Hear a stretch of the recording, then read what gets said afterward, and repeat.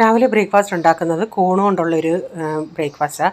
അതിന് ഞാൻ കോണൊന്ന് കുക്കറിൽ ബോയിൽ ചെയ്തിട്ട് ഫ്രിഡ്ജിൽ വെച്ചിട്ടുണ്ടായിരുന്നു. അതിപ്പോൾ എടുത്തൊന്ന് ക്രഷ് ചെയ്തെടുക്കുന്നുണ്ട്. അതിലേക്ക് ഇത്തിരി സവാളയും കൂടെ ക്രഷ് ചെയ്തെടുത്തിട്ട് പിന്നെ ഇച്ചിരി മയോണൈസും ടൊമാറ്റോ സോസും ചേർത്ത് ബ്രെഡിന് മുകളിൽ വെച്ചിട്ട് ടോസ്റ്റ് ചെയ്തെടുക്കും. അപ്പോൾ ഈ വീഡിയോയുടെ ഫുള്ളായിട്ടുള്ള വീഡിയോ ഞാൻ വ്ലോഗിൽ ഇട്ടിട്ടുണ്ട്. അതിനുശേഷം പിന്നെ പാത്രങ്ങളൊക്കെ കഴുകാനുണ്ടായിരുന്നു. പാത്രങ്ങളെല്ലാം ഒന്ന് കഴുകിയെടുത്തതിന് ശേഷം പിന്നെ വെള്ളം കുടിക്കാൻ നിറയ്ക്കണമായിരുന്നു. കുറച്ച് അയലമീൻ ഉണ്ടായിരുന്നു, അത് ഫ്രിഡ്ജിൽ നിന്ന് എടുത്ത് ഞാൻ വെള്ളത്തിലെടുത്തിട്ടിട്ടുണ്ട്. അതെല്ലാം ഒന്ന് വെട്ടി കഴുകിയെടുക്കണം.